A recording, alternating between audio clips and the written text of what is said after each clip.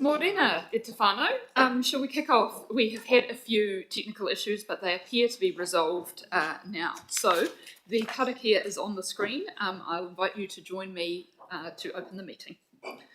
Manawa mai te Māori nuku, manawa mai te Māori rangi. He manawa nui, he manawa tahi, he manawa ora e, ka whakamaua kia tina, hui e tai ki e. Right, let's get on with the administrative stuff. So apologies in online attendance. I have an apology from Councillor Gabriel Tupor. Would someone like to move that? Councillor Saw, and second it, Councillor James. All those in favour? Carried. Okay, in terms of online attendance, yes, I've got Councillor Claire Johnson and Councillor Penny Gaylor joining us online from the moon. Excellent. So, yeah, obviously put up your hand emoji if you need to ask any questions online, team. Okay, so we have two items for public participation. We have Wendy Q, who presented to the last Public Transport Committee meeting, who is revising her role and again speaking about public transport safety. We also have a submission or statement from Julian Vesti, and this is going to be read by Councillor Saw. But let's start with Wendy. Sorry, Claire, you've got a question? You're on mute. You're on mute, Claire. Sorry.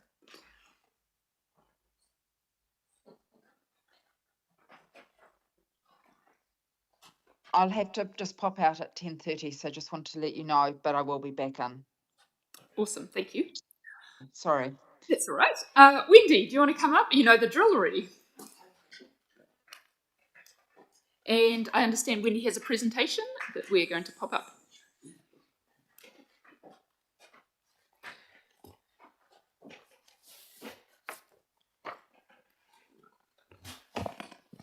Tēnā koe koutou. So we are doing a segio. You probably saw this last time, so I don't know. Wow.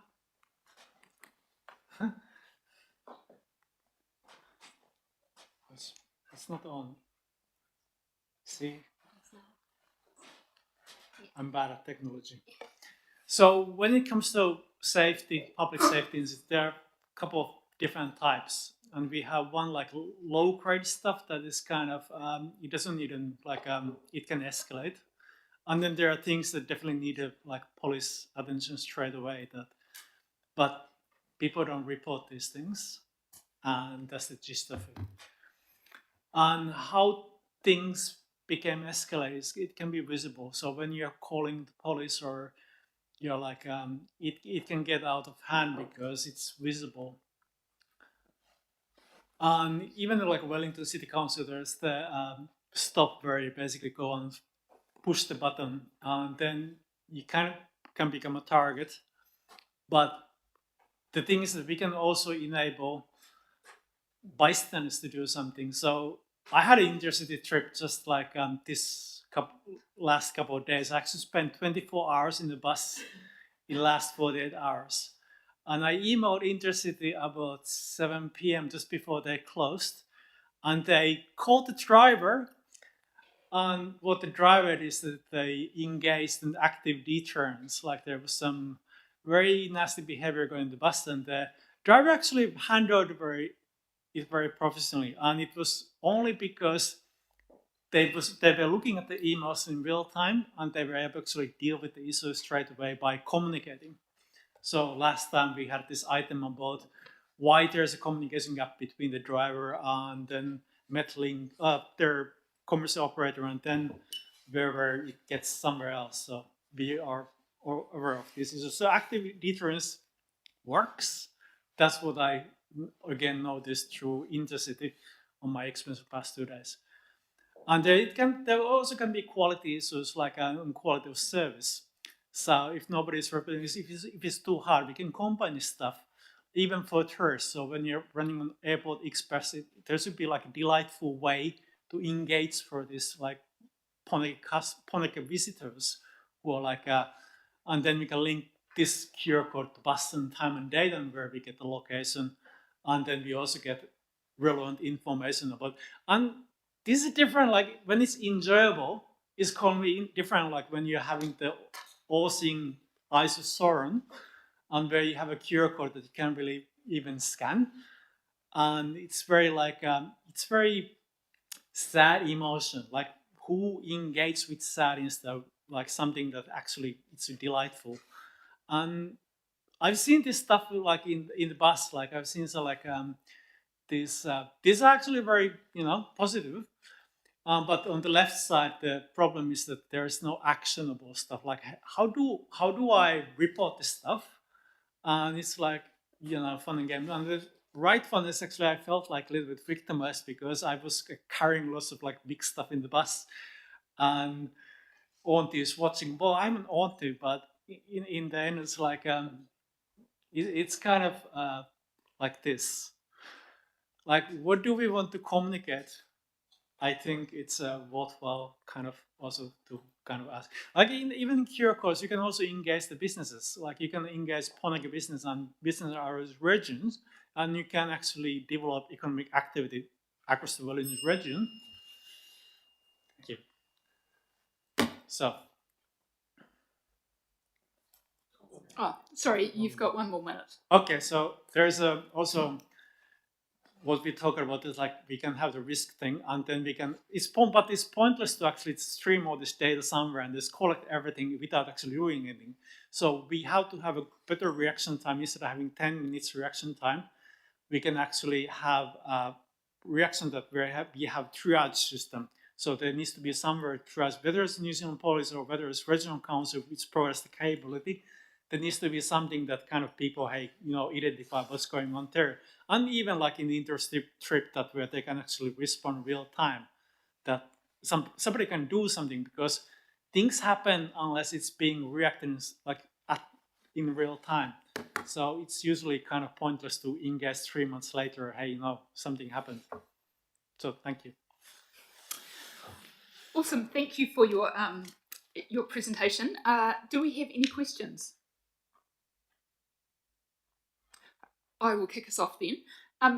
So as a regular public transport user, I often see people who might be experiencing some kind of mental distress and are acting in quite an erratic way, and it makes me and other passengers feel quite uncomfortable.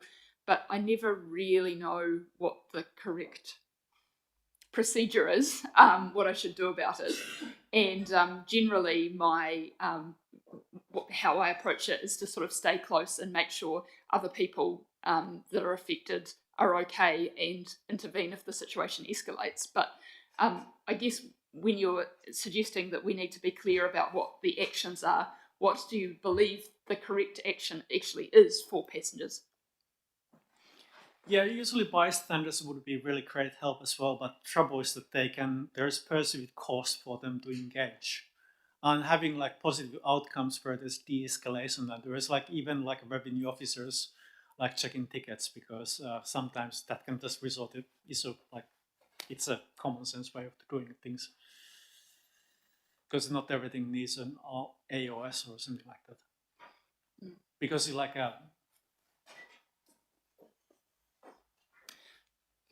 Darren?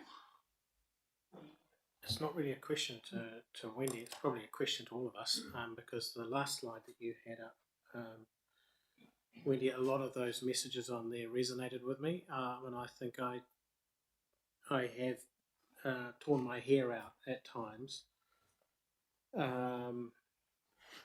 about an organisation that really hasn't joined up all the pieces.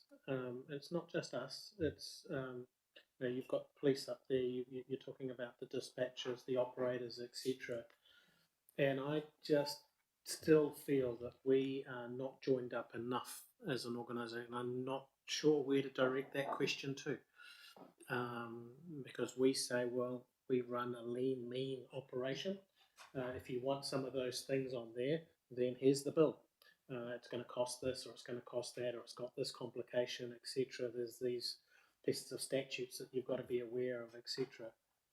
but I do think we can do more, and every time this issue comes up, it seems to disappear again.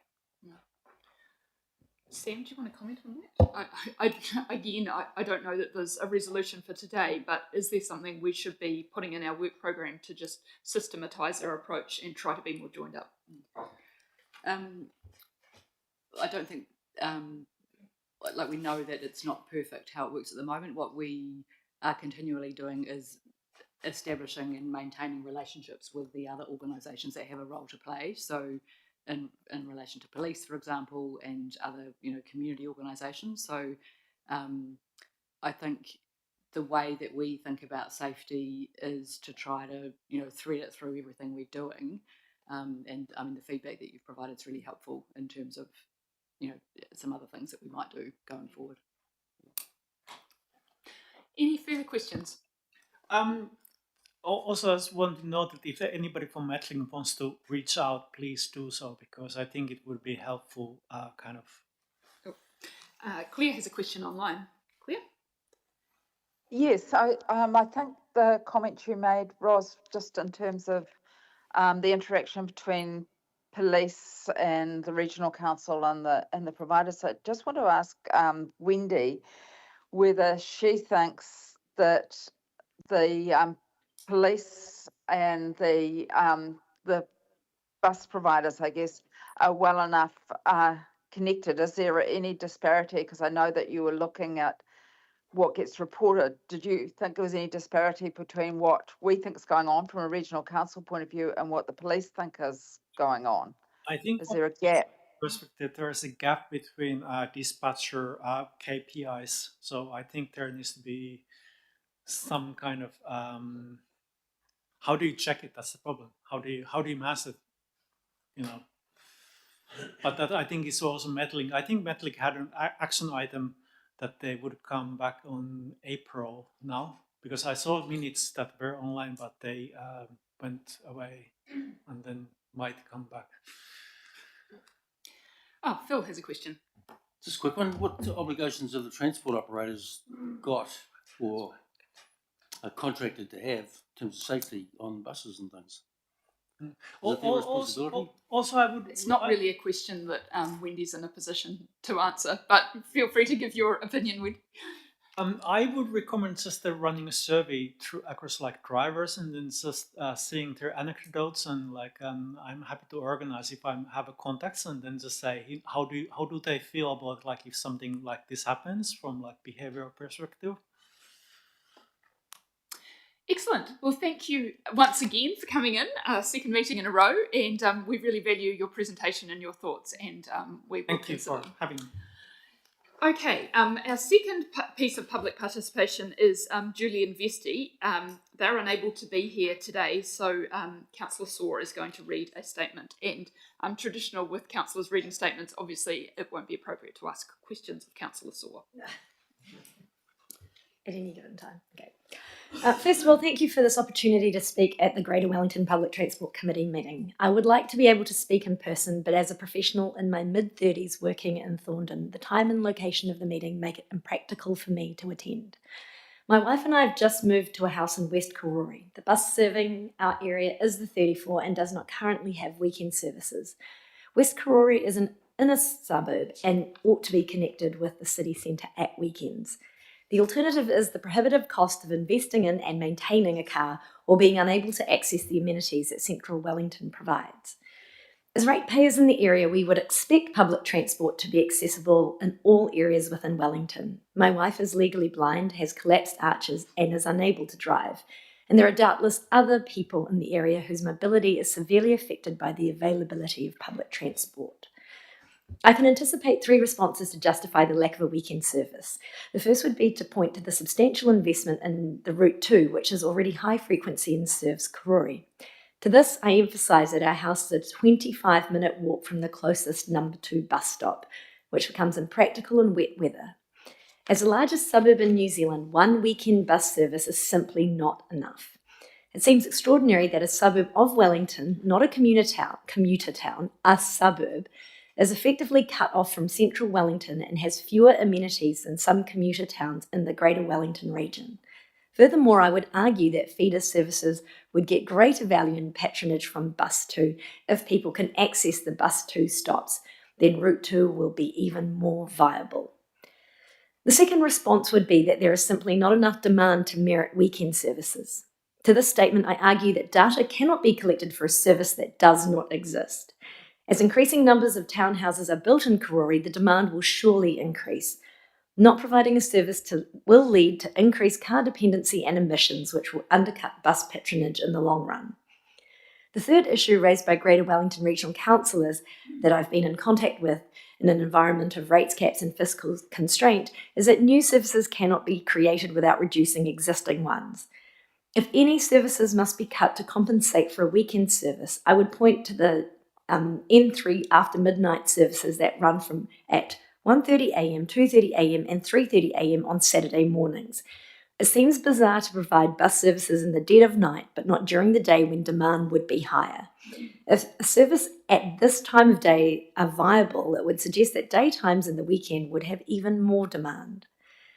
Buses are not just for weekday commutes, but also for shift workers who have to work on weekends, as well as people who want to travel for leisure.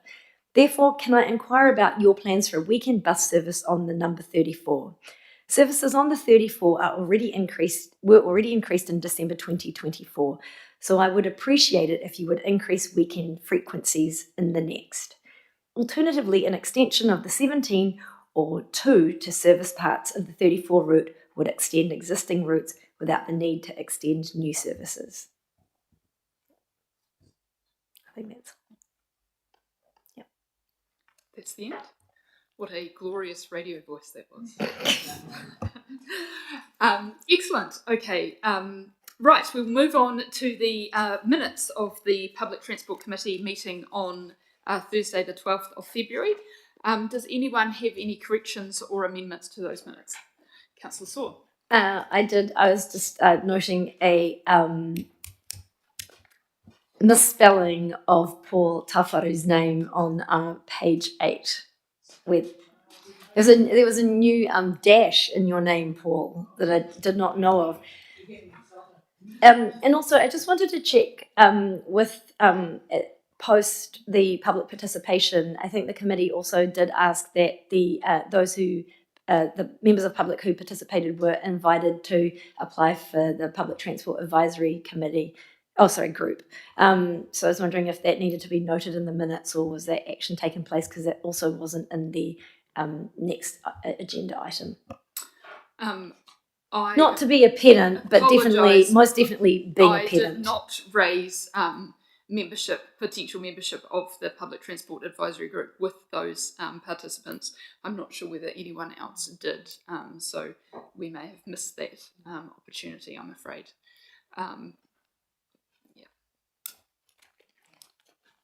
Does anyone know? We will provide an update.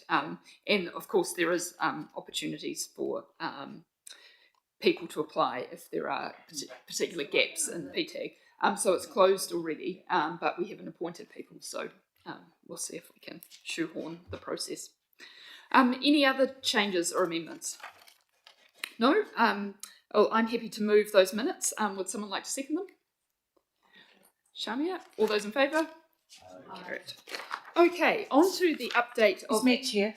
My apologies. I just realised I need to declare possible conflict for item 6, if we can just note that. Excellent, thank you. We've noted that.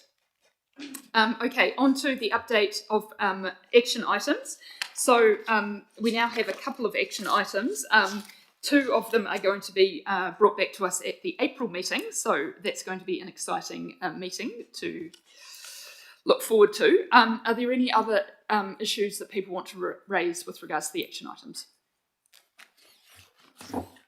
No? Okay.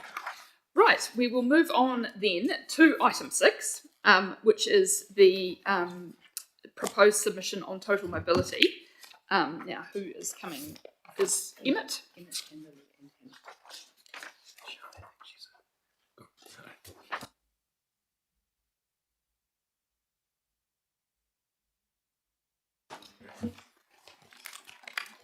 Good morning, councillors. I'll just introduce myself. I'm Lily Andrews, a policy coordinator. This paper is asking you to approve Greater Wellington's draft submission on the proposals to strengthen total mobility. The submission is on the Ministry of Transport's current review into settings for the total mobility program. This is a separate consultation to the total mobility regional fare caps, which was discussed at the workshop last Thursday with Council. Those changes are not being consulted on through this process. Submissions on this consultation are due to the Ministry by the end of the week. And I'll also just note that as part of the process to develop the submission, I've also worked on a submission from Te Urukahika, which was covering the national PT sector, and the Greater Wellington submission is consistent with approaches to this from other regional councils. But other than that, I'll take the paper as read, but welcome any questions. Okay, I'm sure there are loads of questions. Who wants to kick off? I have loads of questions if nobody else does. Okay, I will start with some of mine. So I guess this is specifically on the content of the submission. So we open our submission by saying we support the Ministry's intention to improve the scheme so that it delivers more equitable, consistent and sustainable outcomes. I guess I question whether or not the Ministry is being disingenuous when it states that, given that actually the financial sustainability of the scheme is really what's in question, and they're looking at cutting back various aspects of the scheme in order to make it financially sustainable. Now, that's not necessarily not a worthy goal, but I do feel like they've tried to repackage it as something that improves equitability when that's not actually the main motivation for the for this change. So does someone want to comment on that and whether or not we should support their repackaging of what they're doing in that opening statement?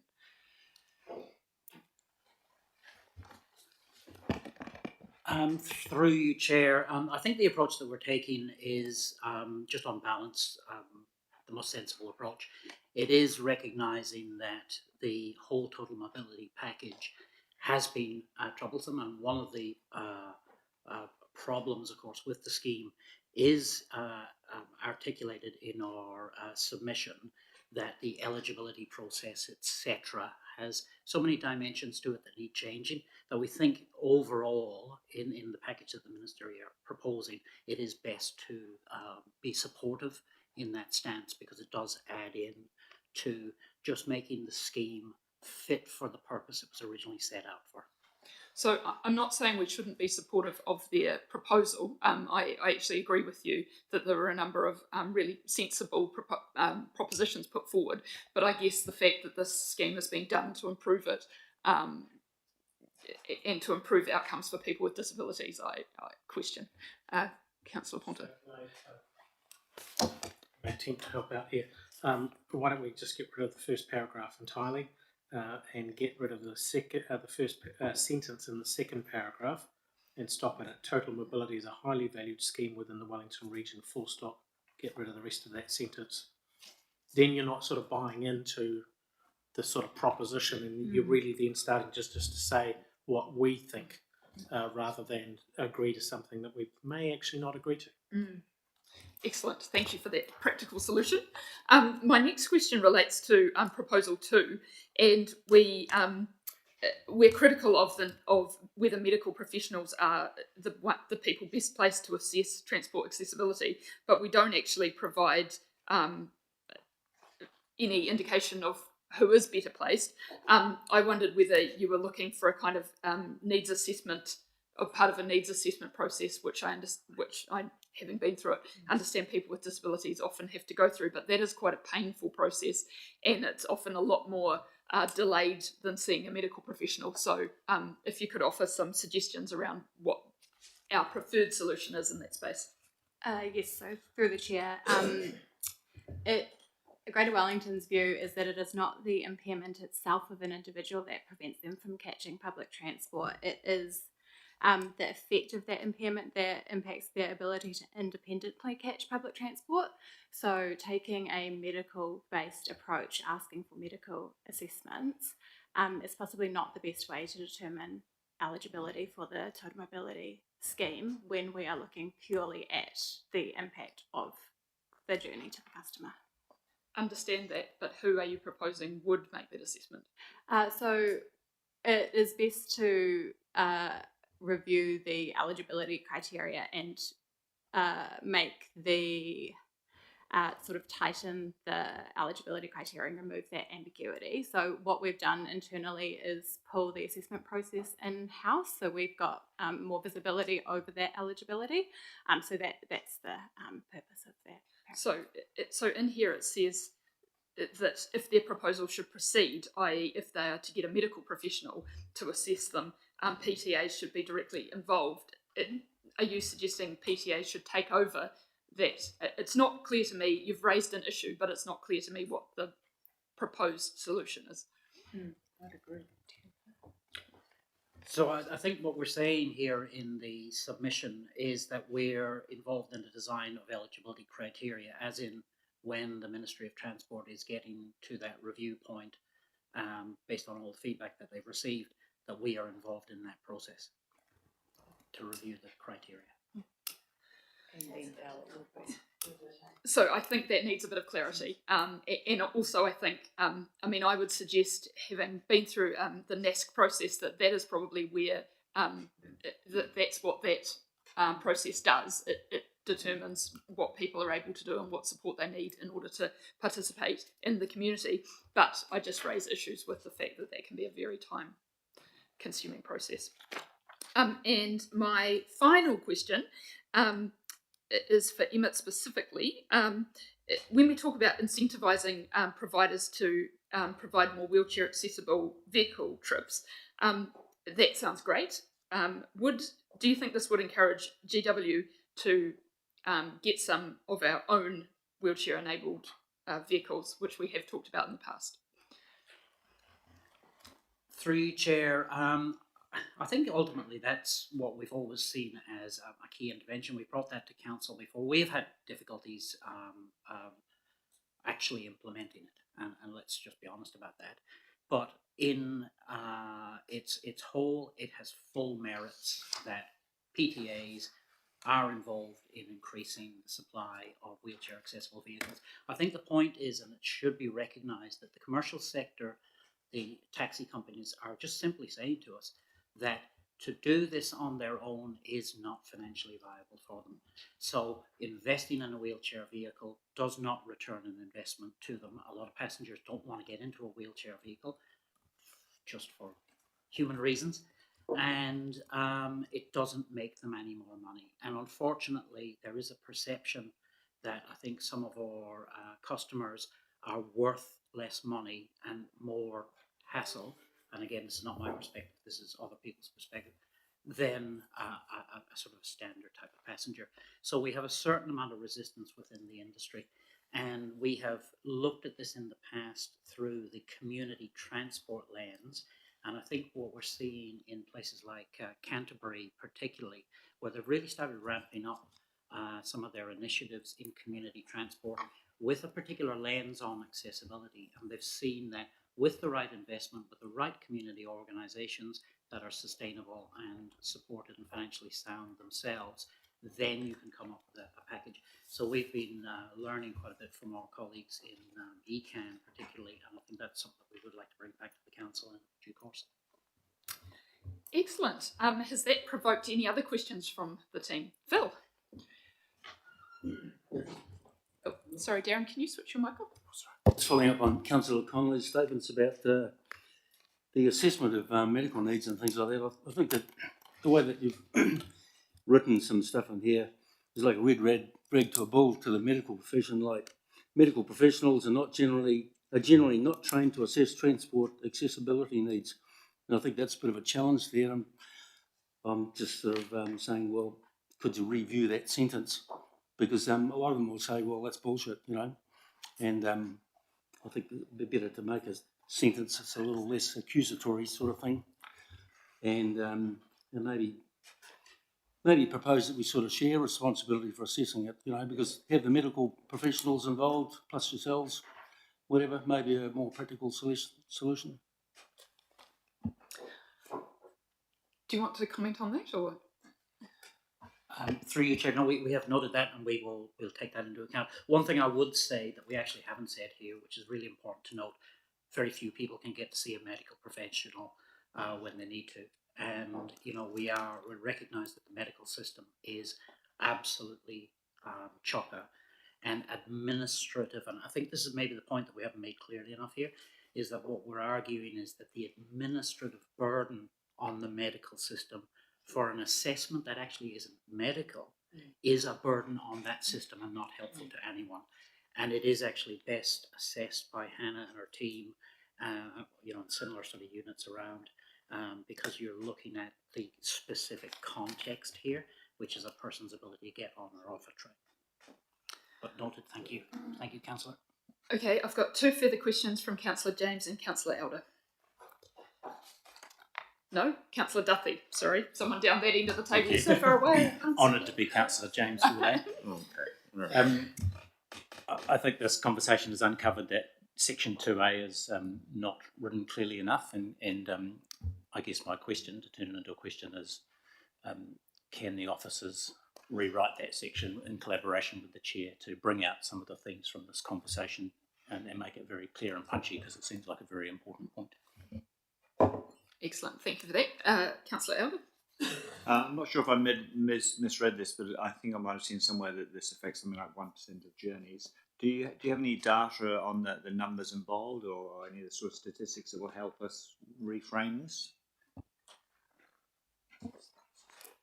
Regarding the total mobility scheme overall? Yeah, the number of people involved in the mobility scheme. That will help inform decisions around how the eligibility process is managed, etc. What are the actual demands on service for? So we have 16,000 registered total mobility customers in the Greater Wellington region. That number is steadily increasing as more customers sign on to the scheme. Annually, customers take over 400,000 total mobility trips a year within Greater Wellington. Excellent. Any further questions? There being none, we will wrap this item up, recognising that we've suggested some changes, and I think that there are actually some recommendations in here, but the second one is just delegating me to work with the team to ensure that those changes that we've suggested are actioned. So in terms of the recommendations, do I have a mover and a seconder? Councillor Staples, Councillor James. Is there any discussion on those recommendations? No? And no one else wants to speak to them? Okay, I will put the motion. All those in favour? Carried. Excellent. Thank you so much for the submission and for coming in and talking it through with us today. And thank you, Chair. And I just will have to throw a little cheeky thing in. Lily, who's been working hard on all of this is her last time here in Council. She's leaving us at the end of the month to an exciting international opportunity, and we just wish to thank her and wish her all the best. So thank you. Thank you.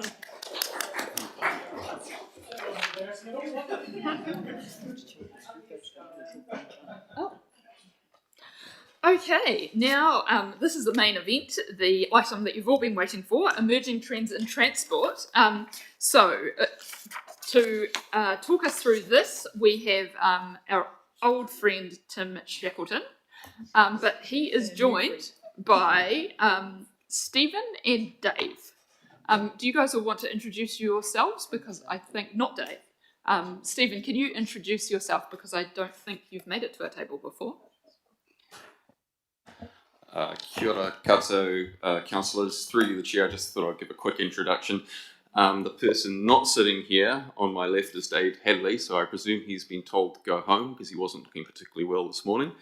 So he's doing his bit to try and keep the lurgy out of the office. But Dave is our principal advisor of strategy, so he's the futurist that helps us develop our future strategic roadmap for Metlink. You'll be seeing a bit more of Dave. Clearly you're not seeing him today. In the future, because he'll be working through our future investment plans for the LTP. On my right, I have Stephen Christie. He's our principal data analyst, and he's part of the Wellington Analytics Unit. So while the unit is housed at Greater Wellington, it's a service provider to the entirety of the region, providing data analysis and transport and traffic modelling.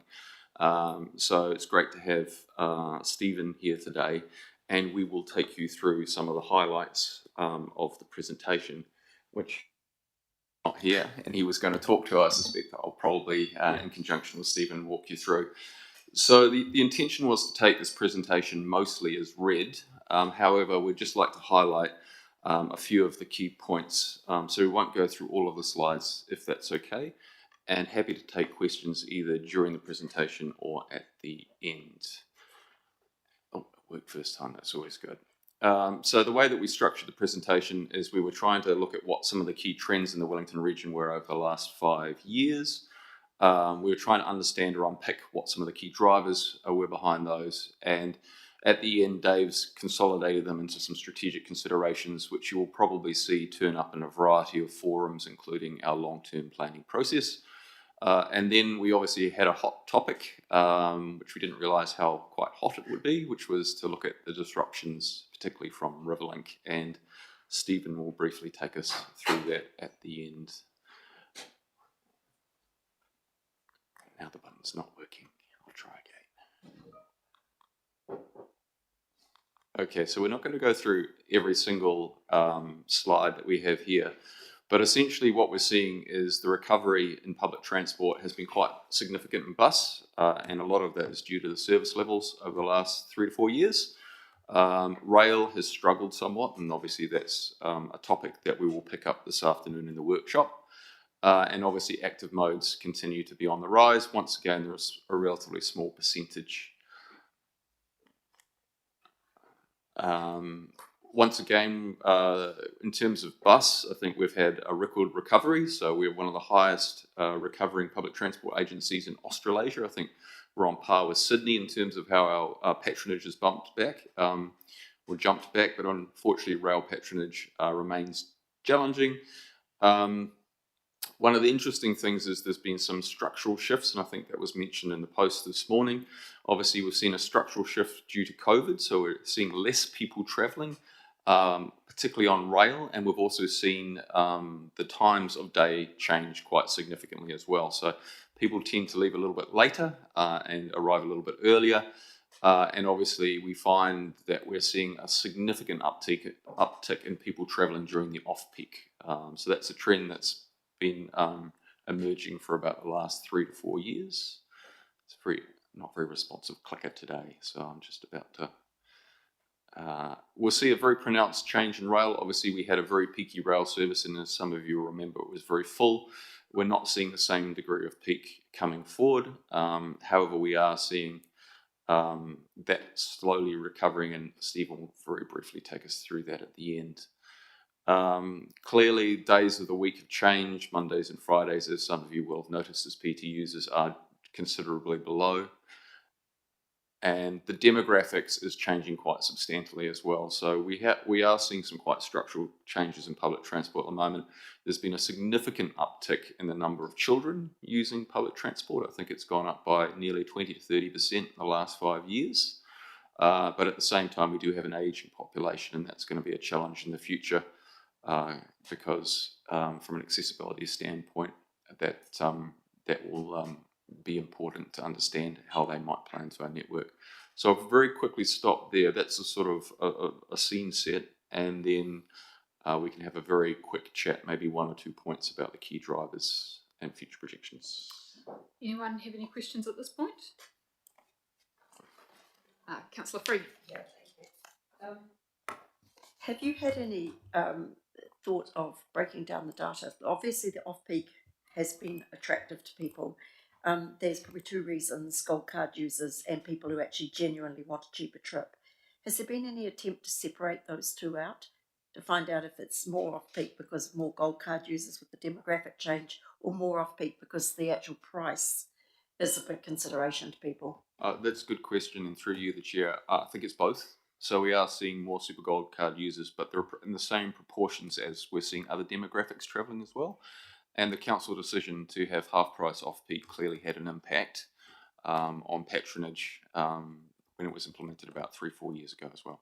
I'm really interested in the sensitivity of price versus, patronage is affected by price. Is it possible to start collecting data, because we are going to be changing to only a 20% off-peak?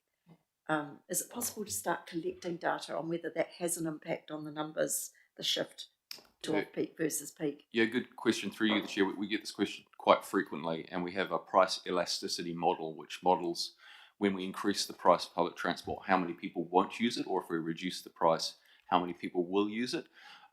It's very relative. So the price of petrol, the cost of parking, the relative speed of a journey plays into that quite heavily. But the elasticity suggests when the price goes up or we increase the price significantly, we lose about 30% of the value of the price increase to reduce patronage.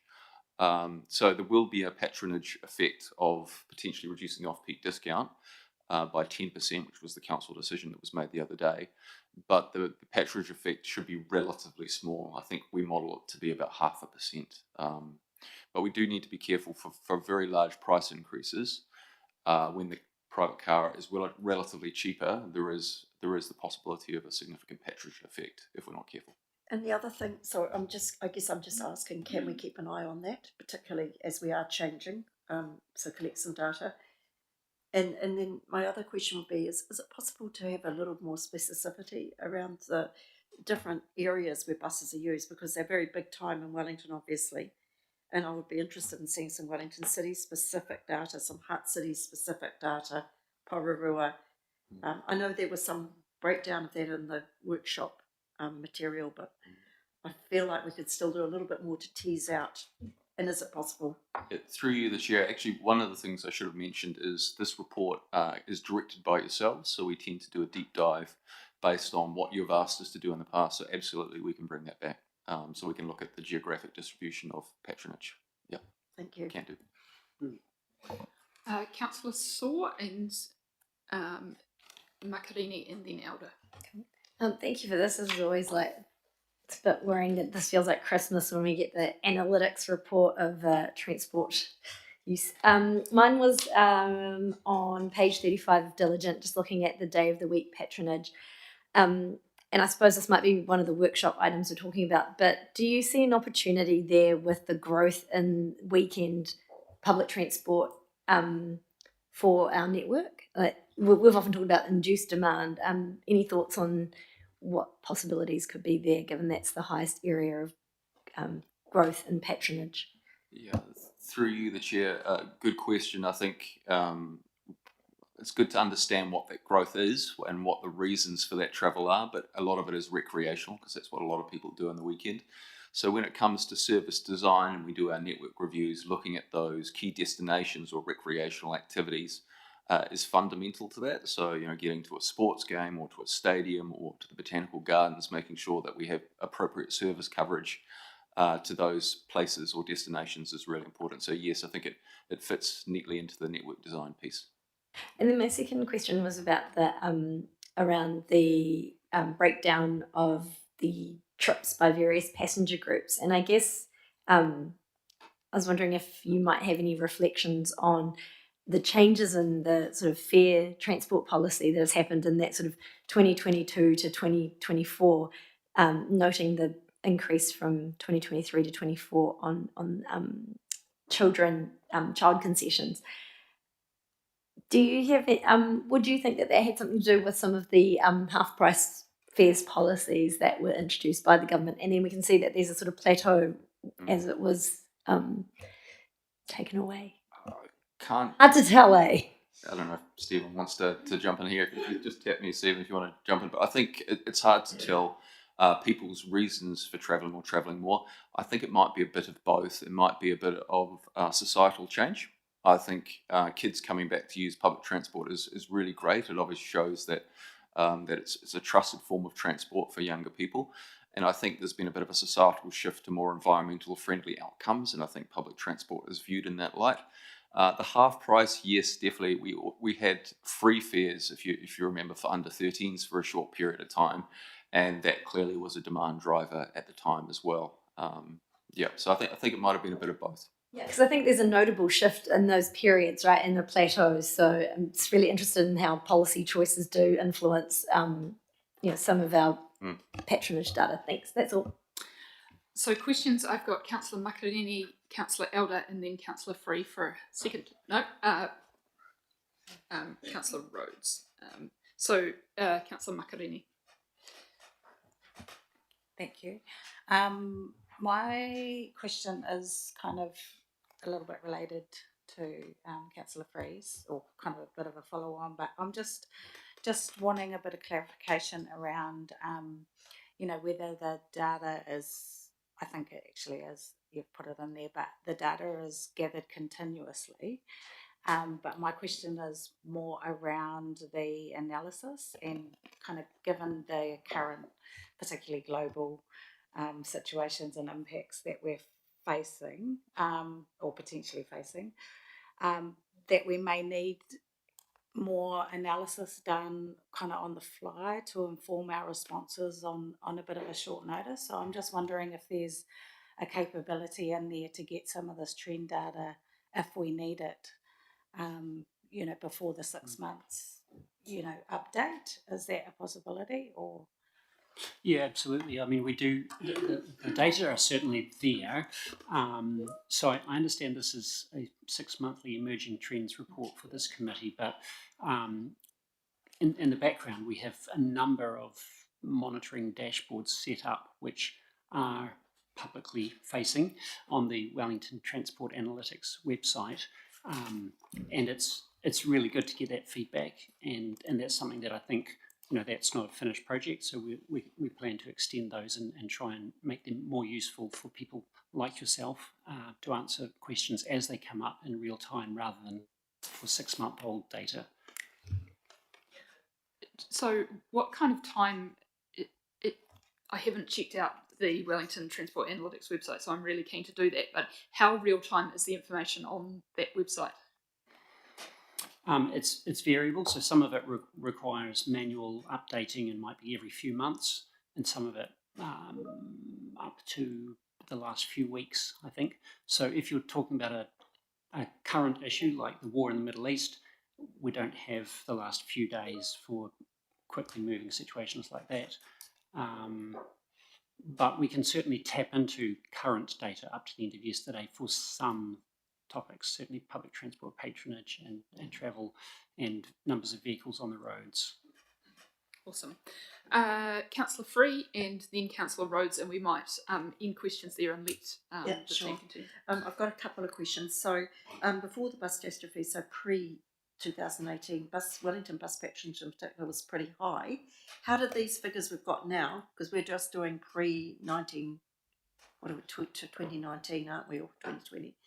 But how does it compare to pre the bus catastrophe changes?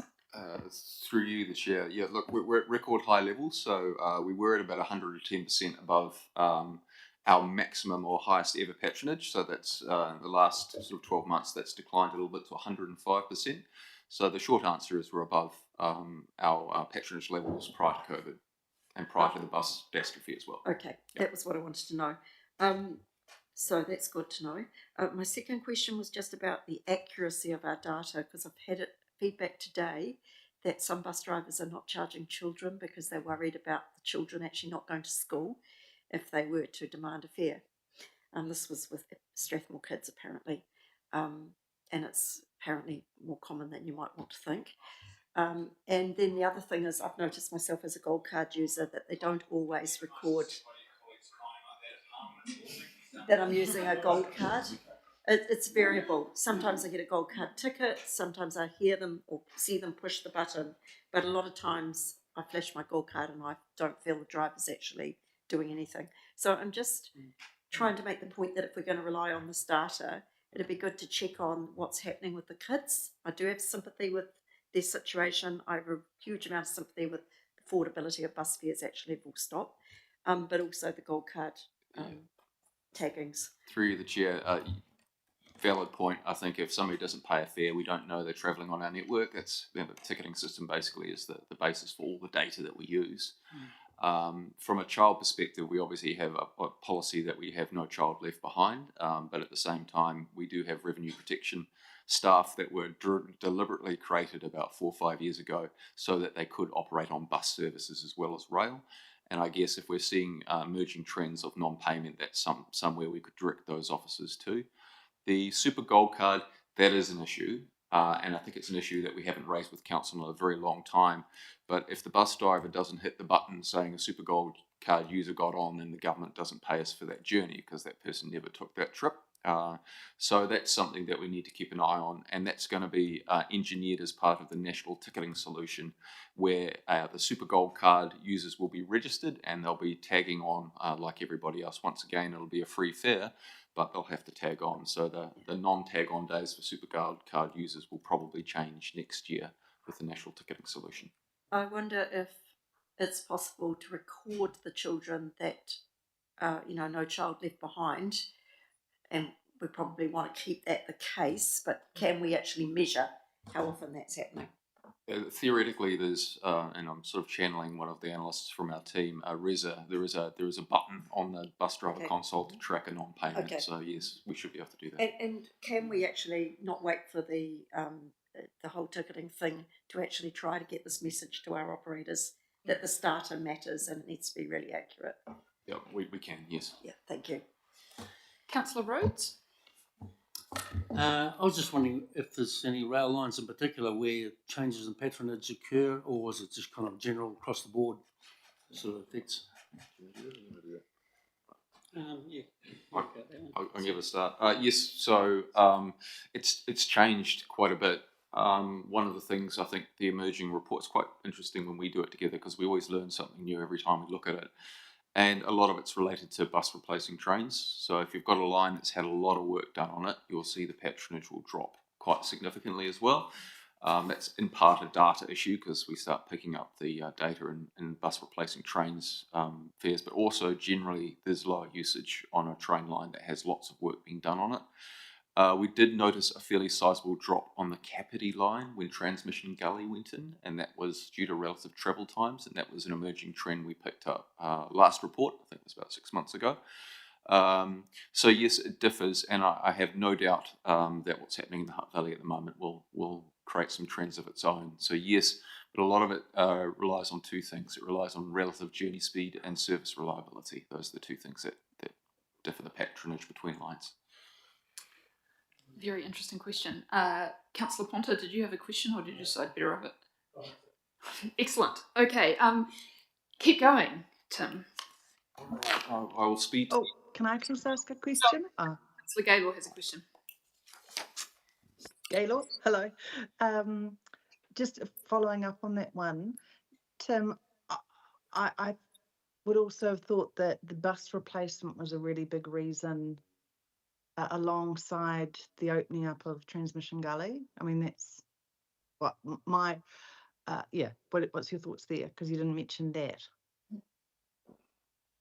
Yeah, I think there was, I think we had this discussion. Yes, there was quite a lot of bus replacements on the Kapiti line combined with Transmission Gully.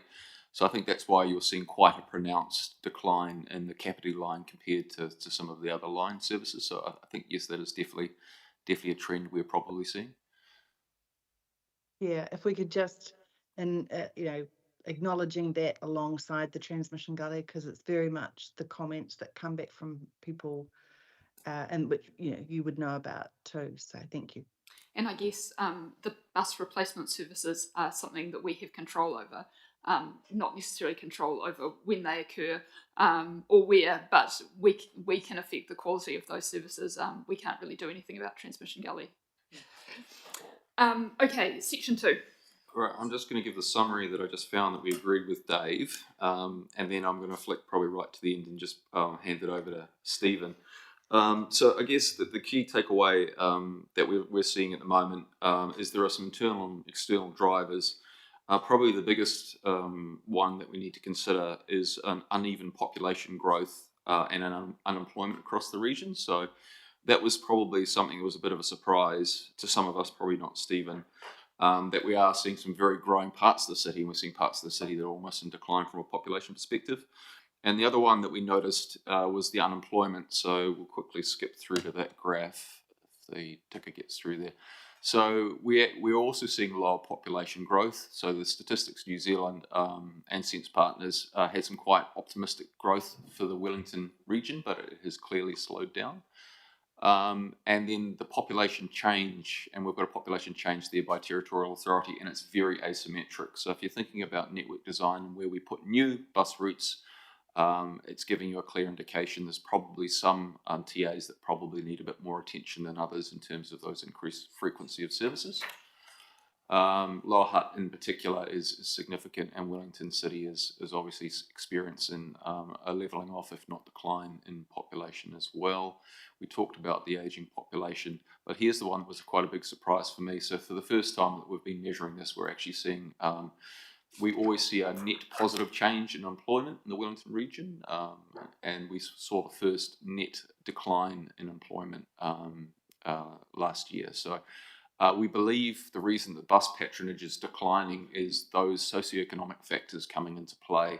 Obviously, times are tough, but also there are less people working and less growth through new jobs. So I think that's one of the key trends, particularly on bus, whose service performance has remained at a record high. So if your service performance is at a record high and every your bus is turning up on time, you've got to ask the question, what else is coming into play for that decline to start occurring? So that was the key point, I think, from the presentation. We might just skip to the end. There's a lot of information. We've also got a fares pack that will have more information around some of the key drivers of fares, which we provided through to Council about a month ago. And maybe very quickly, just over to Stephen to talk about some of the strategic considerations. After the strategic consideration, we'll go through to major disruptions. There we go. It's us. Over to you, Stephen. Yeah, I'm actually not planning to say too much about the River Link and associated works in the Hutt Valley, partly because I don't have the local knowledge of it that some of the people in this room do. But just to make some broad points, that longer term, we're looking to quite significant gains for a lot of travellers, including on public transport for a variety of reasons that are bullet pointed there. But that's going to involve potentially years, maybe 5 years for some parts of the projects of disruption, including for public transport and for road users. One of it's very slow. Okay, it's very slow. Let's give that a moment to. All right, so along with Hutt City, the unit that I work in have developed a monitoring dashboard. I mentioned some of the other dashboards that we have. This one is specifically for the disruptions in Lower Hutt. And so we monitor a variety of things, and you've got some quite early results where we can compare public transport patronage and travel times, road travel times for a selection of routes within the Hutt Valley. In order to get content to this display, we only had February data, which meant that we didn't have a lot of data for during the works to compare against. We've had that updated now to mid-March, so we can now do a March to March comparison, which isn't in your presentation. But overall, I think we could characterise it as complex and highly variable from day to day, which means it's unpredictable for travellers, and that creates problems in itself. Certainly there are examples of quite long delays in travel times, and maybe some of the people in this room have experienced those. My sympathy if you have. The averages aren't looking too bad, and overall the most recent few weeks are looking better than the February data. Us Hutt people are all... And my mic's just turned off. No, there we go. A question from me. Can you also provide that heat map for the return journey? I guess yes. I've been surprised about the travel time on the way home because I was expecting it in the morning, because you've got that double whammy of Kennedy Good and then Melling. But on the way home, it seems to be choked up from Noronga basically all the way, and I'm not sure whether that's from the motorway or whether it's from the surrounding works in Lower Hutt. So input on that would be good. That's good. Just one comment in relation to that. Yeah, what we have noticed is that many of the problems are in the afternoon peak rather than the morning, and it may be that the morning peak is a bit narrower and people are able to adjust their travel time to get away from the worst of it. The afternoon peak is broader, lasting several hours, and that's just causing a prolonged problem that's difficult to avoid. Thanks. Councillor Duffy? May I request that we add to this heat map the Kennedy Good Bridge and Fairway Drive sector, because we have rerouted a bus that way on the basis that it's quicker than going through Melling Bridge, and so therefore it behoves us to monitor both routes and make sure that we haven't actually rerouted it down a worse. So I think that Kennedy Good Bridge and Fairway Drive dash is a really important cross valley arterial route that is often clogged, and seeing that in the data would be valuable. Thank you. Thank you. I made a note of that. Any other burning questions, or should we let Stephen continue? Okay.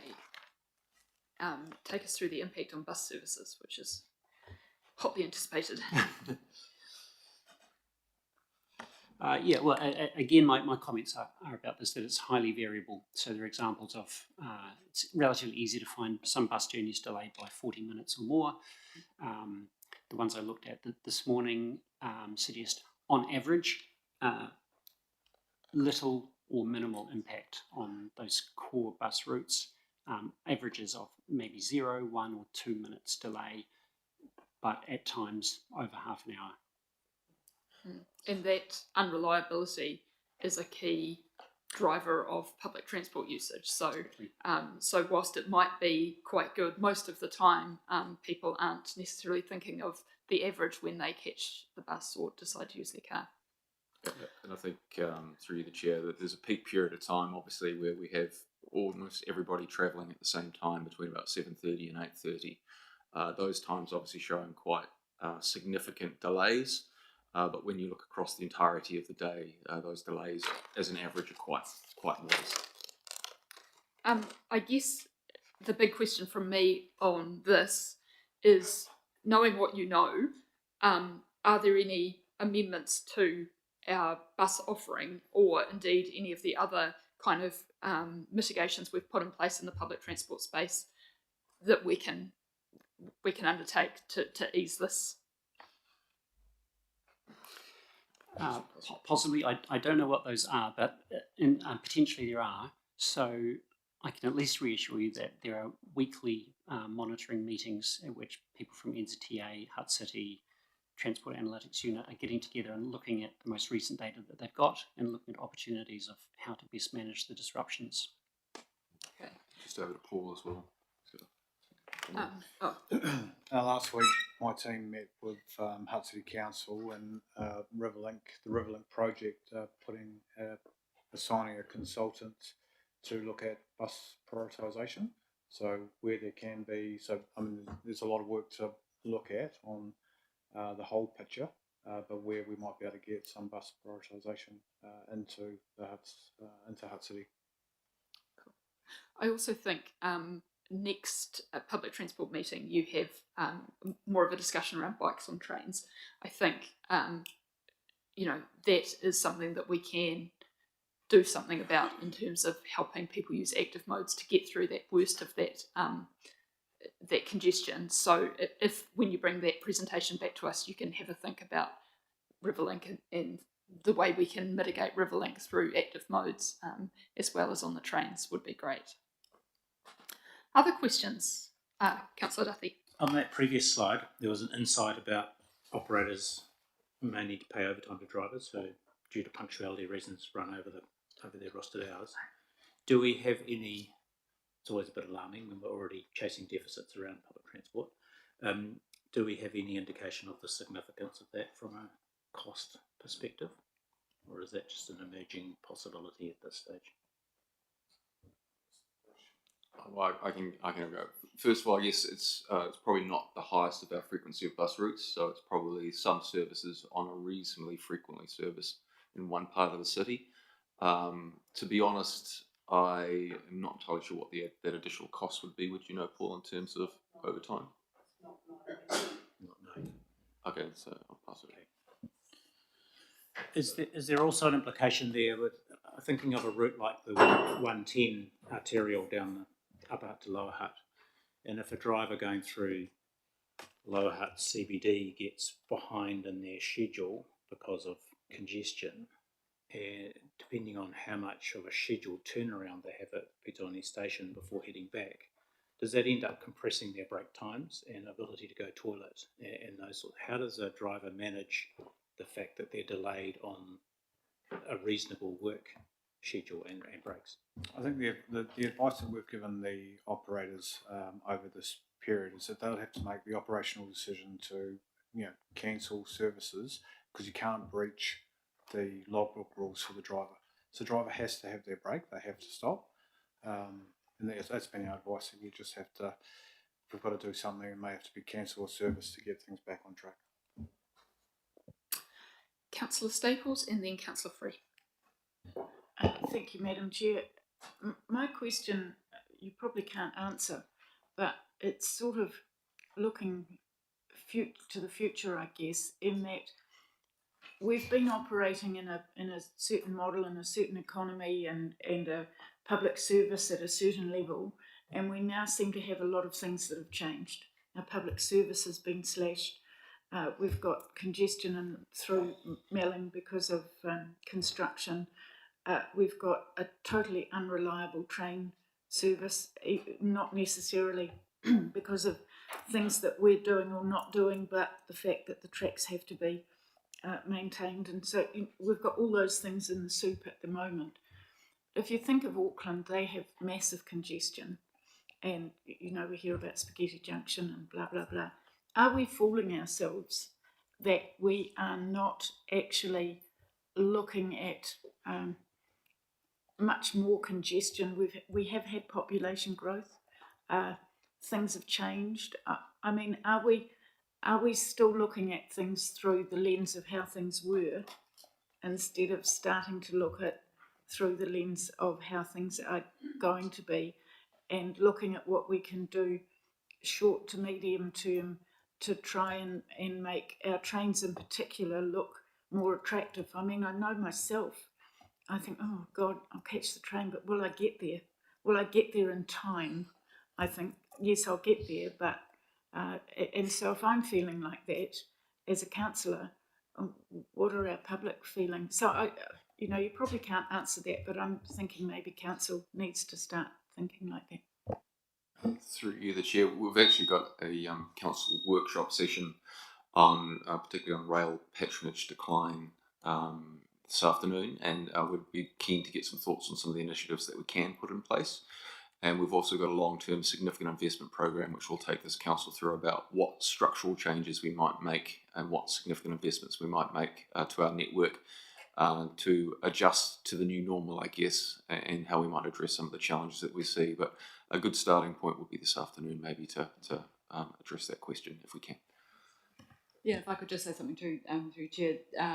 All of this data, we now have data, which means that we can start to gather the insights from it and work out how we might respond. So we are moving into a different mode in terms of how we look at the services we're delivering and how we might make adjustments. And and our new bus contracts will enable us to be more agile in that regard, because we do have some constraints around timing around those things. But definitely the Hutt Valley example gives us is a great example of a situation that we need to respond to and get us using some different ways of doing that.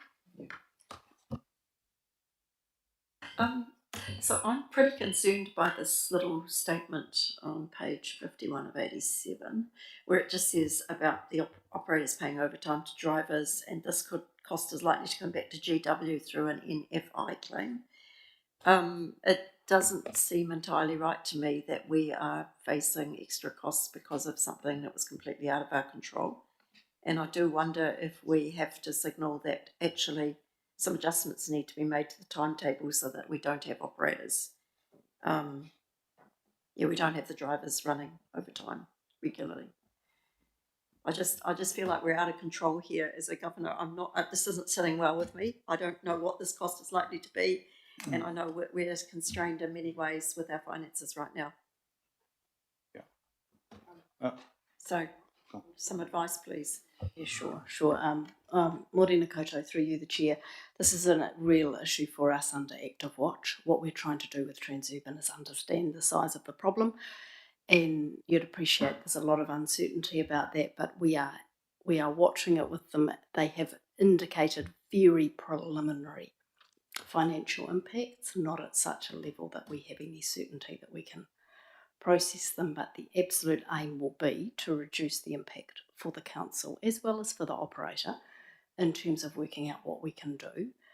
This looks like a long-term change piece. Absolutely, it needs to be dealt with through formal timetable change processes.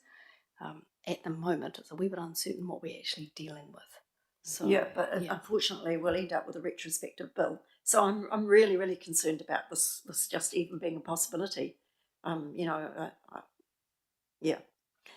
also, sort of backing Shamir up, I feel like there's a lot changing at the moment, and 6 months is a long time to wait for these kind of reports. Is it possible to have a 3-monthly report in another 3 months, given that there's a lot of stuff that's got very big financial implications and other implications happening? I guess that may be a question for the CEO. Through you, the Chair, maybe two suggestions for that one. We possibly could, but there's also a quarterly performance report that we do provide quite a lot of metrics on that might be a good location for this data. So maybe we could take this offline with the Chair perhaps and discuss what other metrics that performance report might contain, and we could bring some of that across as well. But yeah, we can provide more information. Maybe it's just in what format and what frequency and what document perhaps, if that makes sense. I guess I think the financial risk, does need to be reported back to us reasonably frequently. So as soon as you have any solidifying information around that, and I guess the issue of fuel costs might also add additional costs to our plate down the track as well. So if we can just in the council reports that feed up the finances, if we can keep a real watching brief on that, I think that would be useful. That we can add it to audit and risks work as well, maybe just something. Anyway. Okay, I've got Councillor Rhodes and then Councillor Elder, and then we might continue with the last few slides. Thank you. I'm just wondering whether you're expecting windfall profit from the petrol price rise and people converting to Metrolink services. And also, is Metrolink nimble enough to be able to start a massive advertising campaign to encourage people to switch over on a sort of an immediate basis? Thank you for asking. I had prepared sort of a last minute comment to that. The first one is we are seeing a recovery, in the very brief period of time, we are seeing an emerging recovery in the public transport patronage. So this week we are seeing levels higher on both bus and rail than we see the equivalent week last year. So that's quite a reversal on rail, because rail was about 6% down. So it's no longer down, it's now up on last year, and we're seeing a similar trend on bus. Very early. Any statistician will tell you that 4 or 5 data points is not statistically significant. So give it a few more weeks. But yes, we expect the oil price, if it remains high, to have a significant impact on patronage. In fact, we've done some work in the past, and we've provided slides to this council that do benchmark the oil price, and there is a reasonably tight correlation between oil price and public transport usage, particularly when the oil price gets high. When it's low, at a certain level, it doesn't make a huge difference. So that's to answer your first question. The second one about an advertising campaign, we have slides this afternoon that will talk directly about that, and we look forward to getting some feedback from council about our approach on that. Councillor Elder? I just want to narrow in on the disruption that's been caused by Riverlink and remind everyone that we do have Cross Valley Link and Petone to Granada coming up as well. So we're potentially facing at least a decade of disruption in the lower part of the valley. Can we make sure that as a committee level we do factor in that potential disruption and plan ahead for it? Yeah, no, I think that's a good point. There are a number of roading projects in the Wellington region that will have ongoing impacts, and this gives us a chance to test how agile we are around pivoting and providing good mitigations. So, excellent point. Okay, do you want to... Councillor Duffy? Question on this slide here. The data in that chart, is Is that just Hutt Valley as distinct from Melling, or is that combined Hutt Valley and Melling, especially when it comes to Petone? I was going to ask the same question. Because reading the data, analysing it's very different in the different scenarios, and the suggestion is that it's ex-Melling commuters moving across, but if this is including the former Melling commuters at Petone, then Right, I see. Yeah. No, that's a great question, and offhand, I'd have to check that. But I think that the point is well made that really we probably want the combined number there to see what the overall impact is. So it could be that this is wrongly labelled, because it makes sense to me that we would include the Melling line in that. Could you I can check that. get it checked and corrected and perhaps just recirculate it? I guess just on that, whilst the combined data is useful, also the split out data is useful. So in our quarterly report, we don't usually split out the Melling line. We usually just lump it in with Hutt Valley. And so if it is passengers moving from one to the other, it would be good to know that. So it would be good to have the whole picture. If you can provide that for next time. Through the chair, we have that data. There's been some quite significant shifts between various railway stations, as you might expect, based on rail lines. It's hard to catch the train at Melling these days. It is quite difficult. We'll bring it back to you. Yeah. Cool. Do you want to continue? You haven't actually talked to this slide yet, so is there any further comments you want to make? I don't think there are actually. I think we've covered the main content, the main points that I wanted to make here, and in the last slide is just reiterating that this is something that we're monitoring on an ongoing basis. Any final questions? I guess it would also be quite interesting to know, because I assume your team, Stephen, does this, about road user numbers as well as public transport numbers. So it would be interesting to see whether Riverlink further exacerbates that working from home issue, or whether, and also the fuel thing. So whilst obviously this is a public transport meeting and the road numbers are kind of extra info, I think it would be useful to help us understand the situation. Thank you, that's a great point. Okay, no further questions. I don't think there are any recommendations from this paper, but it was extremely useful information, and I'm sure that we will be referring back to these graphs. Councillor Free. Because there are no recommendations, does that mean there's also no debate? You're welcome to ask or say anything you want at this point. Well, I do want to say something, and I want to thank the team, because this is the sort of stuff that I think we really need to see, this detail. And just to say, as has already been noted, that I put in a request for a little bit more of a dive down into Wellington City, Hutt City, Pororua City, Wairarapa, whatever. And I think that point also came out with wanting a clarity around the users of the Hutt Valley line versus the Melling line. So I think that there's a little bit of a case for a wee bit more of a refinement of the data, so that we can really understand what we might have to do in terms of adjusting our services to meet some of these financial challenges. And without the data, I think it would be, without a bit more refinement of the data, I think I personally struggle to do that. But definitely we need this data. Really good points have been raised in the questions, and I just hope that they've kind of all been noted somewhere and taken on board. Thank you. Any further people want to make any further comments? I guess just to Sarah's point, we've talked all the time that I've been on this committee, we've been refining that quarterly report, and I think it's got really, really useful data in it, but we may never reach peak report because we'll always be adding to it.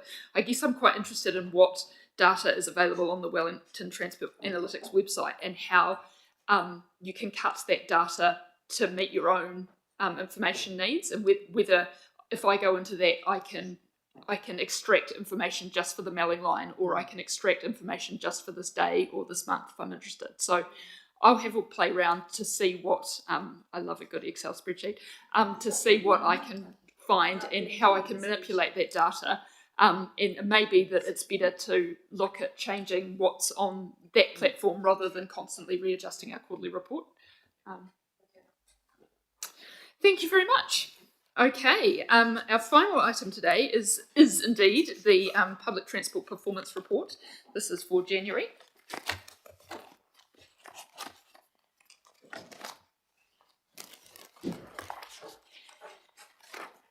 And we have Paul to take us through this report. I understand, Paul, that you're also going to provide an update on fuel security, so I don't know whether you want to do that first or last. I can start with that. Yeah, this is the January report, but I think there's a couple of hot topics. Obviously, the possible fuel shortage, and what we're doing sort of about that. So we've aligned our BCP with the national plan and aligned our activities with the fuel alert levels. The higher the levels, the more we need to look at prioritising our EV fleet and ferry, and obviously we possibly may need to look at what we're doing about certain routes. BRT would potentially be one of those to save fuel. We're in regular contact with our operators, and their suppliers are telling them that at this point there's no supply issue. I don't know how many people have read the NBIE's National Fuel Plan, but that puts public transport, bus, rail and ferry, and that are identified as a critical customer.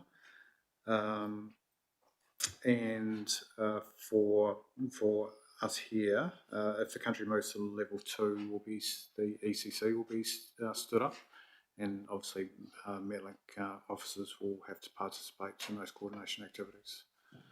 So that's really the update on fuel. Does anyone have any questions for Paul on fuel specifically before we move into the quarterly report? Darren? That was exciting. Fuel, there's a letter going shortly, I think, Sam, from me. We worked out that it's the chair of AT and the chair of ECAN, just drawing ministers' attention to the fact that we want to be singled out as a priority sector in terms of fuel reserves going forward, but also leaning into the issue of the government promoting public transport in the current time. They'll go today. Thanks for that update. Okay, do you want to take us through the highlights of the public transport performance? Well, really, I'll take the report as read, but the other thing I just wanted to, the other hot topic was really Trove on, and to give you an update on the recovery plan. So we're getting weekly progress reports from Hyundai Rotem. They're tracking along really well. They've got 100% of their recruitment established now. They're opening the workshop in Trentham this Monday, so the overhaul maintenance will start then. We currently have 10 units out of service, and the current mitigation plan that we have had in place since the 12th of Jan is going quite well. We've got 78 services that are affected. 18 of them have people standing from, so 78 services a week, of which 18 have passengers standing from either Petone or Waterloo. But in the next couple of weeks, so 2 weeks after they start, we expect to see units coming back into service. So it's a good time. This is great news, I think. So I was quite interested in how those reduction in concert sizes were relating to our levels of service, and whether we were seeing more people standing than we would like to or we're aiming for. Now, some services, and it's, it might be one a week, might have 200 people standing, but 200 people standing on a 6-car unit still isn't a lot of people in terms of the capacity of the train. Okay, so anything generally, or should we just crack into questions? Let's crack into it. Cool. Who's got some questions for Paul?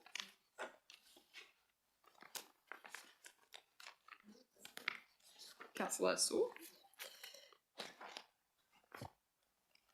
Sorry, I'm taking so long. I think it was just on reporting the timings of the. It was just more a formatting thing of. Oh my goodness, where is it? Here we go. Where the buses were leaving earlier and later.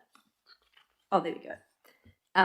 Was it punctuality at intermediate timing points or bus departures from.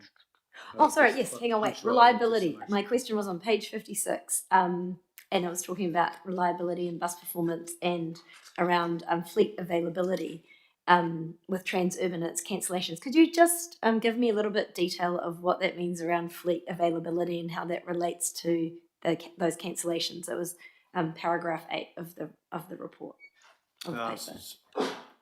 So we've been doing quite a bit of work with Transurban recently because we see a number of their services being cancelled due to bus availability. Now that's what's happening there is that they will have buses driving through till 11 o'clock at night, but the workshop isn't open all the way through to 11 o'clock at night. So when those buses come back, if they've identified an issue, they are then not available in the morning until the crew starts. So then they put in, they are triaging those bus maintenance issues in the morning, and some of them aren't getting out when they should do. So we're working with Transurban on that. We might see in a day, and this is being relatively small numbers compared to the number of services that they move, but there might be 16 cancellations in the morning. They could do 60 or 80 before it would affect their reliability metrics. So are you feeling confident that shift is starting to change, or that the operators are taking notice of that? So do we have any sort of sense of when that? Well, they've just taken 2 of the apprentices, and they've just finished their program. They've just hired another 3 apprentices as well to start, and that's to help process the.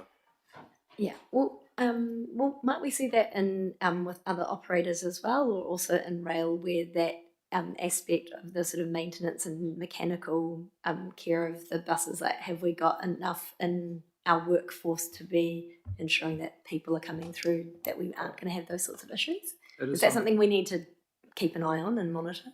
Yeah, 100%. I mean, we probably report always on bus drivers, not so much on mechanics and ancillary staff. Yeah. Is that too granular for us to be having oversight over? I'm just generally asking the committee and Sam as well, because I know that's come up a few times with diesel mechanics, EV mechanics and so forth. Is that something we need to be keeping an eye on if it's starting to impact fleet availability? I think it's a good idea to have oversight over it. Yeah. Is that okay that we can have that included in future reports? And then I guess a couple of paragraphs down was just the ones the report said that about the way that operators choose to cancel services and to promote decision making that strengthens reliability at a route level rather than a unit level. Can you just explain that for me? And my second question is, I'm making the assumption that the change in our contracting will address those sorts of things, right? In our new bus contracting. It's a 2-part question. I suppose it's a bit like I was saying before about cancelling 16 services versus 60. The 60 is the route, the unit view. The 1 or 2 services that they are choosing to cancel is getting down to the route level. So that's what we're trying to get them to look at, is making the decision, especially now that we're starting to look deeper at those, the 5 performing worst routes. What can we actually do about those services?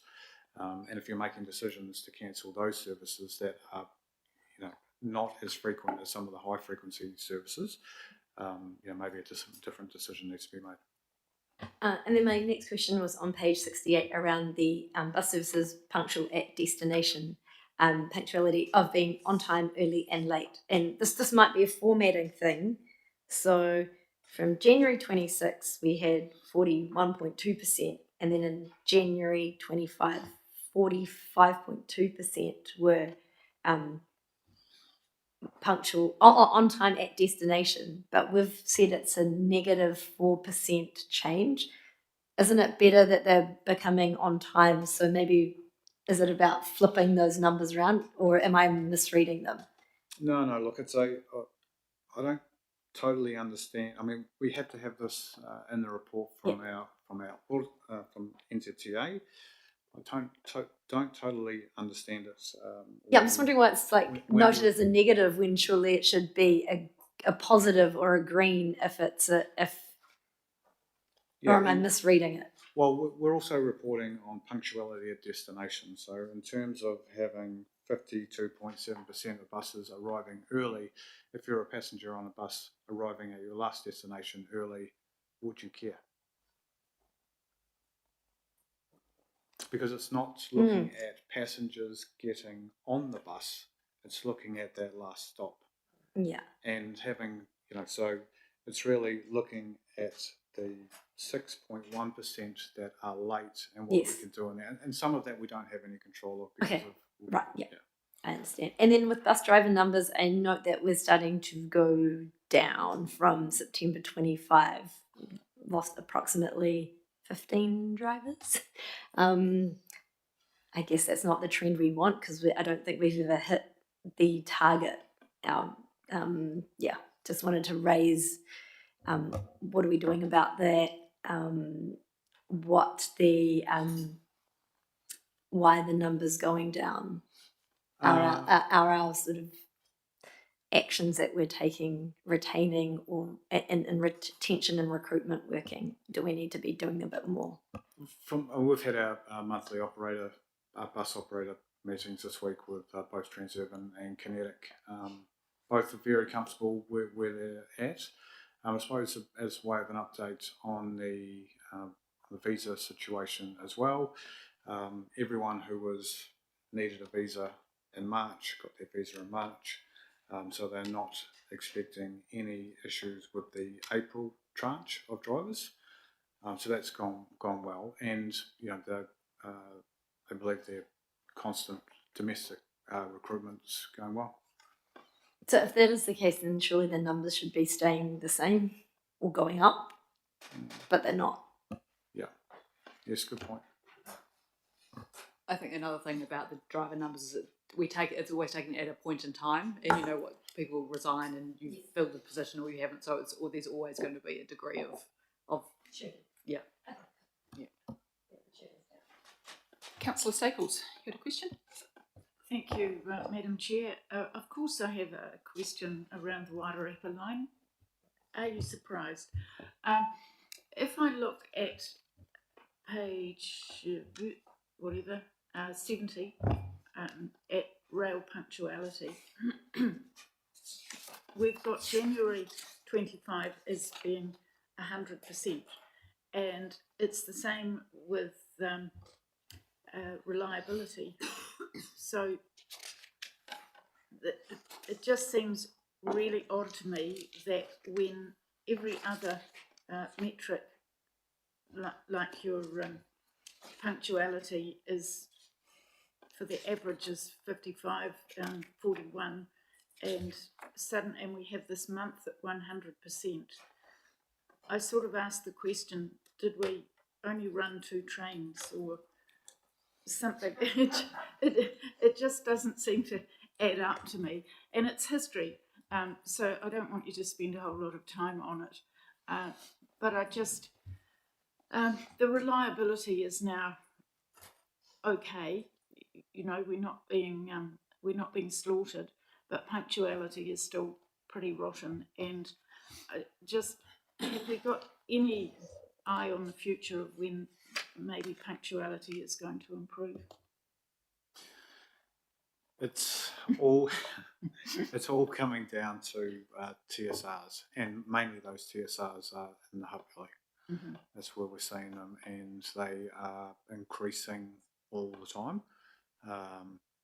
The Q-Rail have a machine, it's called an EM80, and it runs over the tracks and identifies track issues, and then the TSRs are applied after that. And then those TSRs will go into the bigger plan of when we get to them.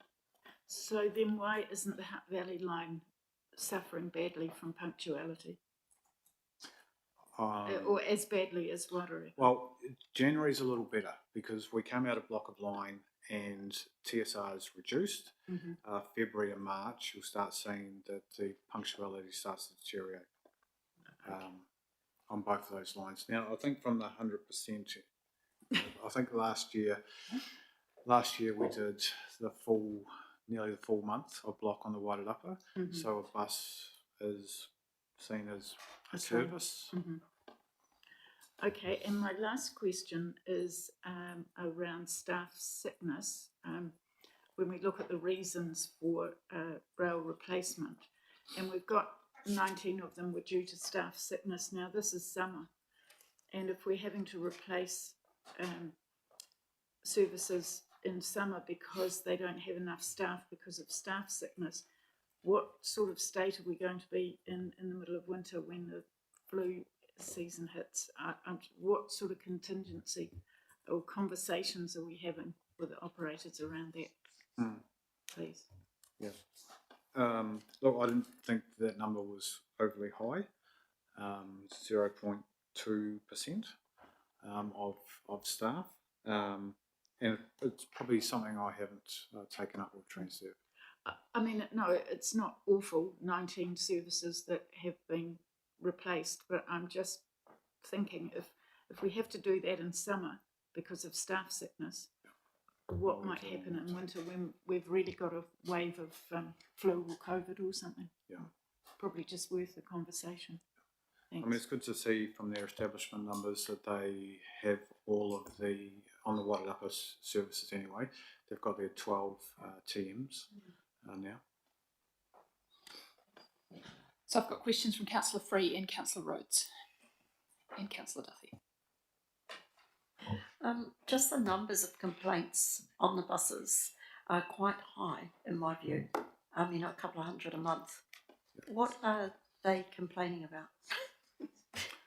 I think. And what sort of proportion are they complaining about different things? Mainly, well, the number one, I think, is drivers.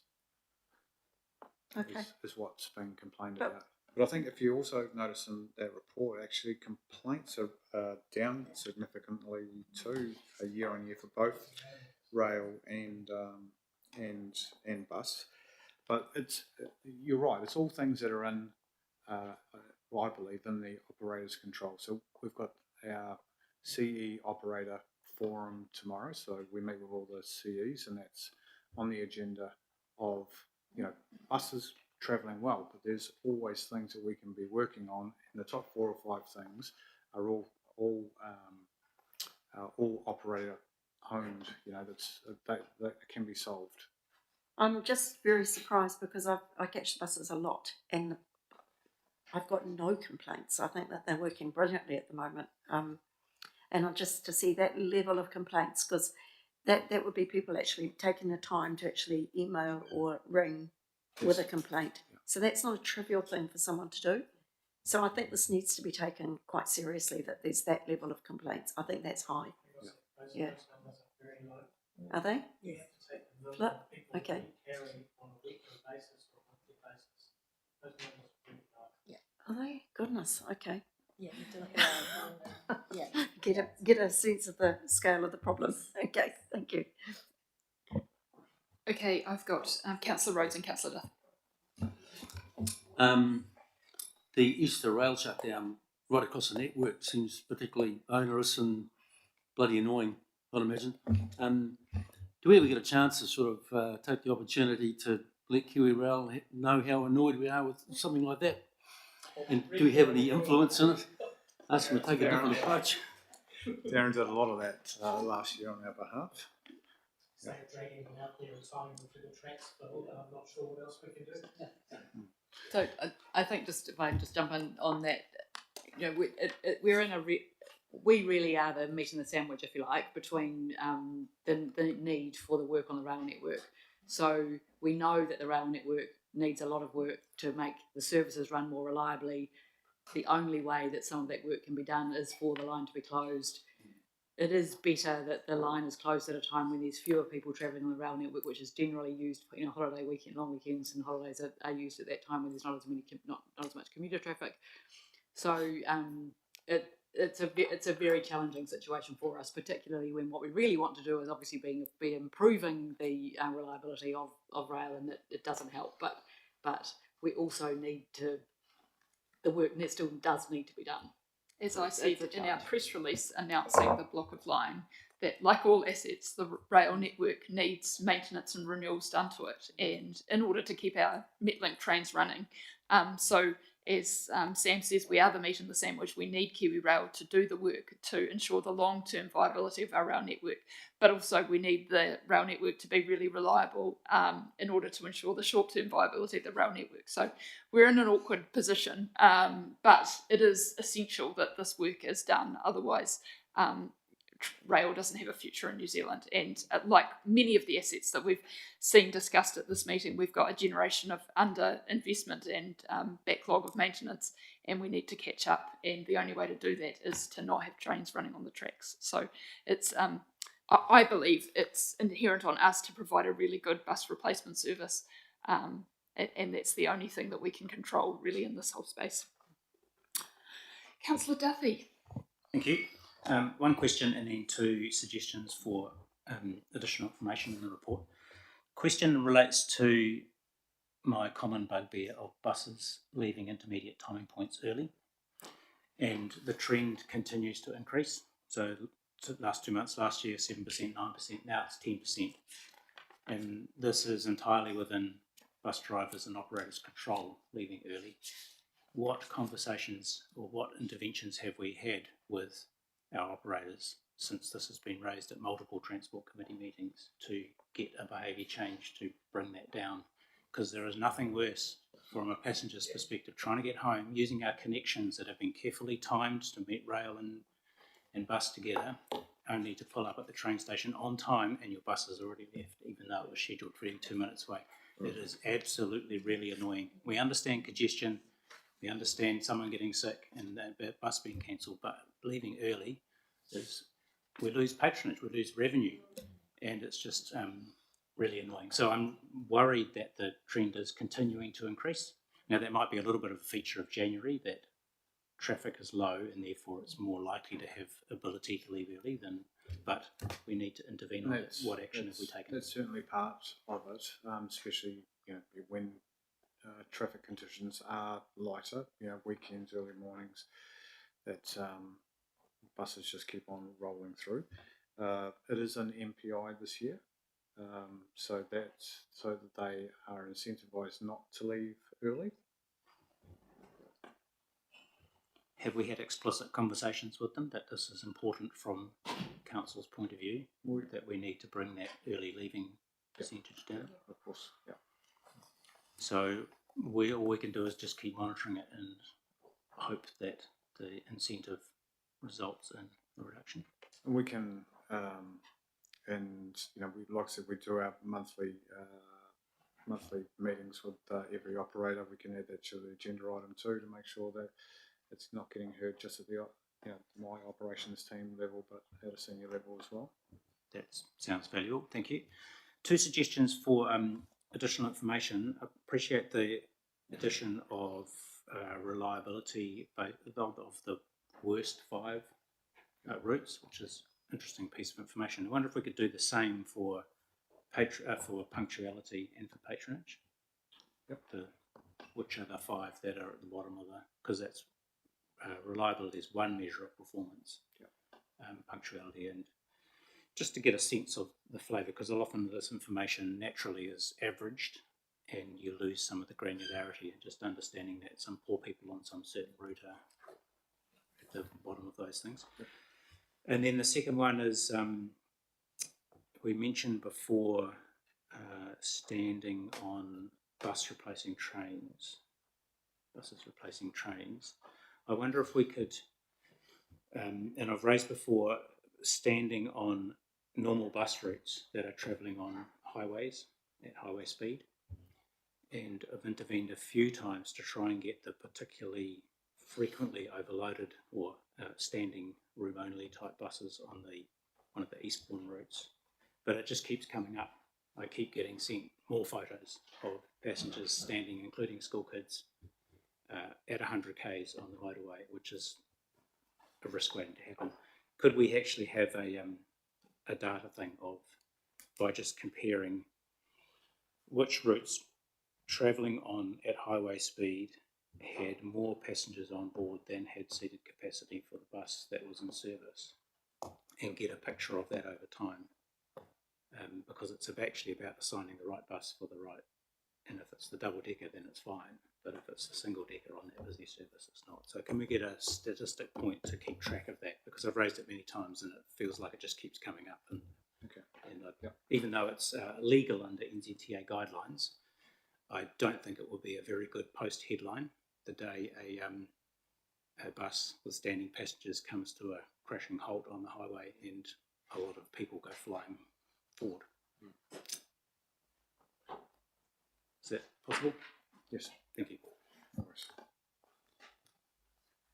Thank you for that. I too have concerns about the risk of passengers standing on buses that are on the motorway, but yeah, so if we could have an indication of when that's occurring, it would be useful. Any further questions from around the table?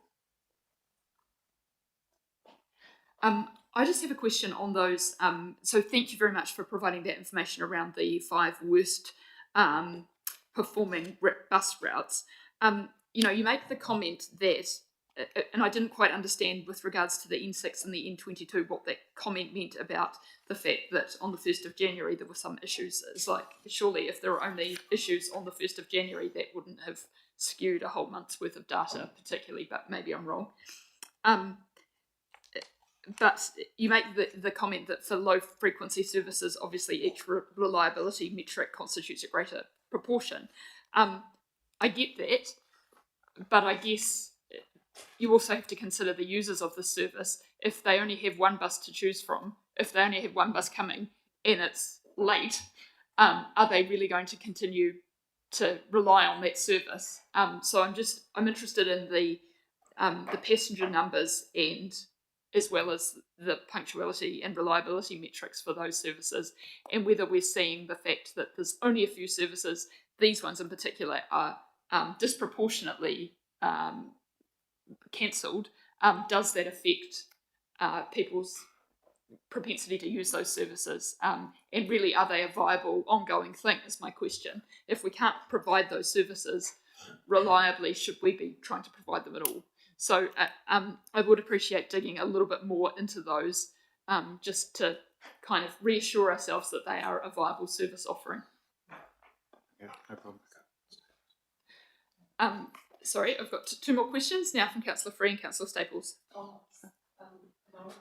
I'm fine, thank you. Councillor Staples? Just a quick one with regards to the aggressive and abusive behaviour events, given that we had a presentation from Wendy earlier. When I look at the numbers in total, thinking of all the services we run, it's not as bad as I thought it was, no. Recognising that any aggressive event is not desirable, so I'm not trying to trivialise any of them. But do we know, are there some routes that are more likely, or times, night times when people have been drinking, or is it possible without spending lots of money to get an idea of if there are any trends in that abusive behaviour, like we know it's always the route blah blah blah because it goes past this pub and they roll out and get on the bus type things, or is it because the buses are late, being cancelled, going early? I don't know, but I just can't help but think that if we wanted to look at ways to mitigate, then it would be good to understand if there were trends. There may not be. So just those thoughts. We would get that level of data from the operators, so we can bring that back. Yes, just thinking that if we were doing anything with regards to Wendy's presentation, it would be good to have that slightly lower level of understanding, or I mean deeper level, not lower. I also think with regards to Wendy's presentation that her suggestion around having the call to action on our advertising campaign, like what are people actually supposed to do if they, that's really good. Councillor Johnson. Yeah, just a couple of things, and just Adrian, I've been having quite a look at the whole issue with trains and buses actually across the country. And Wellington is quite good compared to Auckland, but there's an increasing level of violence, which is a worry. But one of the things, just going to your question, do we know where the roots are? What we're finding with the reports that I'm seeing is that they'll say where something happened, but it could be anywhere on a bus route. So they don't, and I'm just talking about the staff that I work with. So they might say where the bus started from or where it ended from, but you won't, they often don't put where it is. So it's actually quite difficult to get anything hard on some of that sort of harder information. Just the whole location data makes it really hard. So I don't know whether the council's any better, but we're not very good at it either. But it is a worry because of the increasing trends. We also see more problems during school holidays. So I don't know if MetLink is finding the same thing, but if that's helpful, we have been looking at data and it's been interesting. Thank you for those insights. Councillor, do you have a question? So, just on aggressive and abusive behaviour events, a number of years ago at least, we had a number of cases where we were able to pinpoint, it's not through any analytical work we did, I don't think, but able to pinpoint not routes so much, but bus stops. And one of those was the Queensgate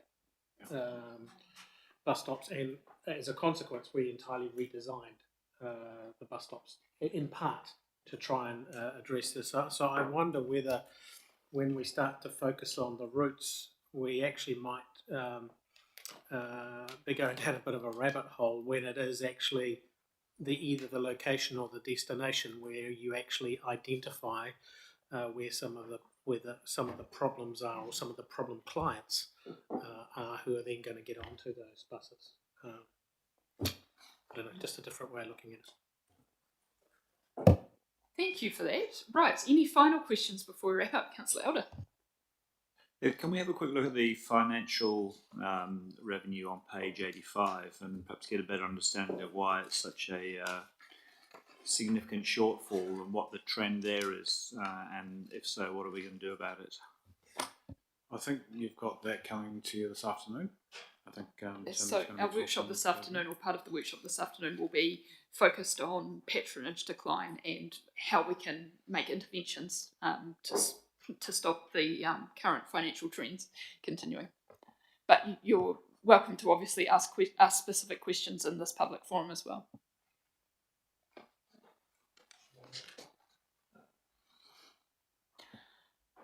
No further questions? You're off the hook, Paul. Well, I think that is the end. Nobody has anything else they want to comment on, Sam, from the team? I believe that is the end of this public transport meeting, so I will close with our closing karakia. It is coming. Please feel free to join it.